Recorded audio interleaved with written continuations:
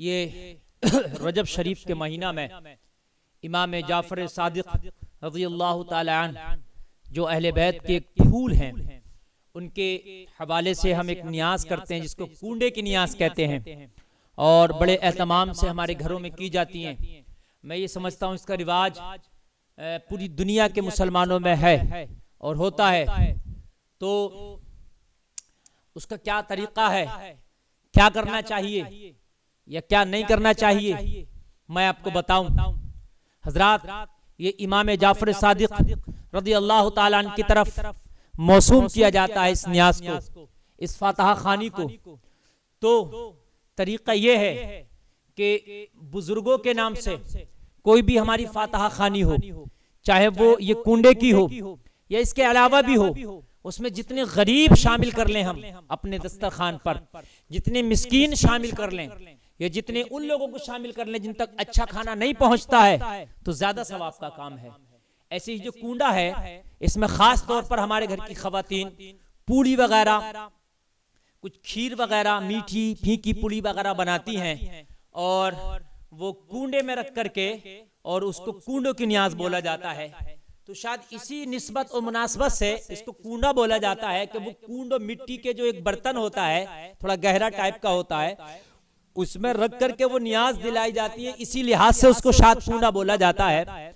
लेकिन ऐसा नहीं है, वो असल में इसलिए इस्तेमाल किया जाता है कुंडा कि वो कोरा होता है। जब लाते हैं उसको बना हुआ तो वो इस्तेमाल शुदा नहीं होता, वो एकदम कोरा होता है, यूज किया हुआ नहीं होता। तो उसको इसलिए ला करके रखते हैं ताकि हमारा एहतमाम और हमारा खुशू खुशू और अच्छा हो जाए। लेकिन अगर आप अपने घर का इस्तेमाल किया हुआ अच्छा धुला हुआ मजा हुआ बर्तन आप रख लें, कोई भी स्टील है, एल्युमिनियम है, तांबा है, पीतल है, प्लास्टिक है, उसमें भी अगर आप रख करके ये नियाज कराएं तो नियाज हो जाएगी। ऐसा नहीं है कि कुंडा ही लाना लाजमी है या जरूरी है, उस कुंडे का ही और नियाज उसी में होगी, उसके अलावा भी हो सकती है। अच्छा, नियाज का मामला यह है कि पूरी, हलवा या मीठी या नमकीन पूरी पर ही नहीं बल्कि सामीन इसके अलावा आप घर में और चीज बनाकर भी इस तरह की नियाज करा सकते हैं। लेकिन ख्याल रहे आपके दस्तरखान पर जब आप इमाम जाफर के ताल्लुक से ये नियाज कराएं, ये फातहा कराएं, तो उस फातहा में, आपकी उस नियाज में आपकी बस्ती के, आपके महल्ले के गरीब शामिल होना चाहिए। आपके दस्तरखान से उस दिन गरीब खाना खा कर जाएं, आपके दस्तरखान से उस दिन मिस्कीन खाकर खाना जाए, आपके दस्तरखान से उस दिन एक जिस तक अच्छा खाना नहीं पहुंचता वो खाना खा करके जाए।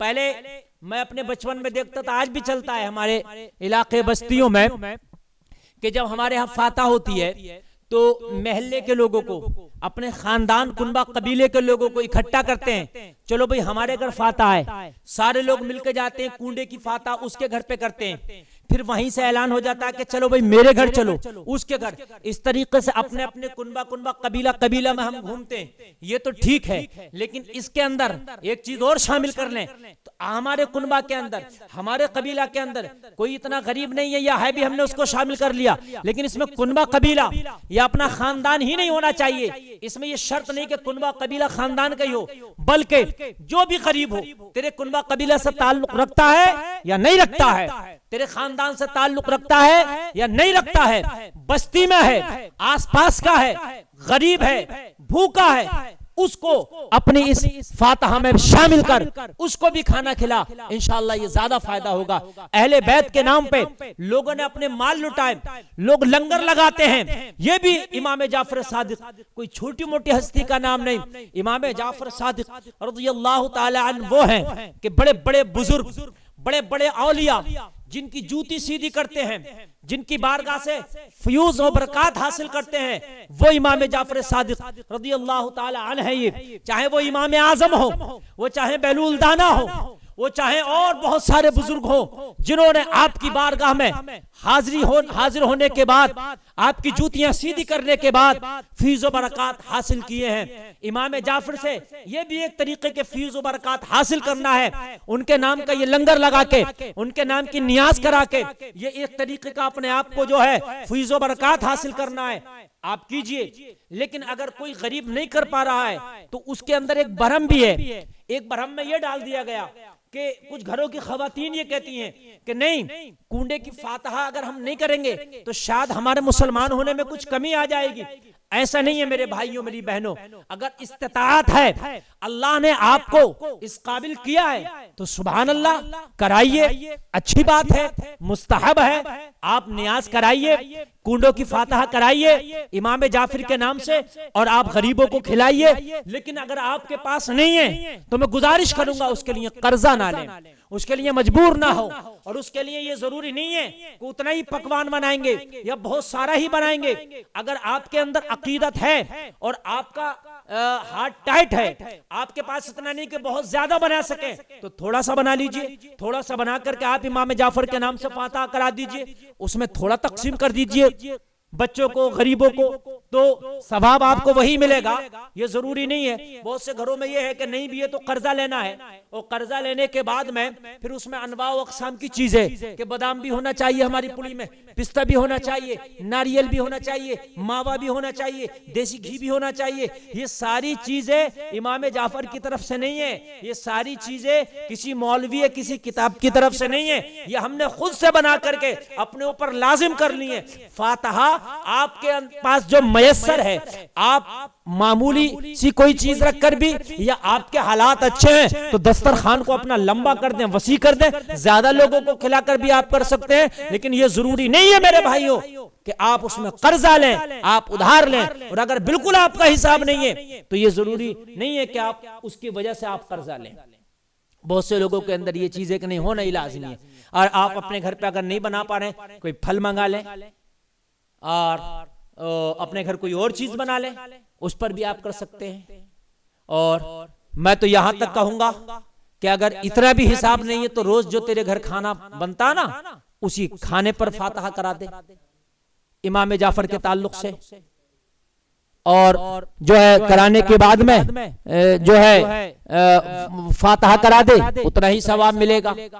ये जरूरी नहीं है। लेकिन मैं गुजारिश करूंगा कि दस्तरखान को अपने दस्तरखान पे अगर आप करा ही रहे हैं तो फिर गरीबों का भी ख्याल रखें। मैंने ये देखा, एक तरफ कीमा बन रहा है, एक तरफ पुड़ियां बन रही हैं। हमारे खानदान ही, हमारा कुनबा कबीला ही, उसमें सब अमीर हैं, सब जो है माल वाले हैं, वही हमारे दस्तरखान पे खा रहे हैं। हालांकि नाजायज नहीं है उनका खाना भी, वो खिला सकता है, जायज है, लेकिन उनसे ज्यादा तरजीह गरीबों को देना चाहिए, मसाकीन को देना चाहिए, या जिन तक वो अच्छे खाने नहीं पहुंचते उनसे ज्यादा तरजीह उनको देना चाहिए। फिर इसका फायदा इंशाअल्लाह ज्यादा होगा, फिर इंशाअल्लाह बरकतें होंगी। और इमाम सादिक ये अहले बैत के एक फूल है, ये अहले बैत में से हैं,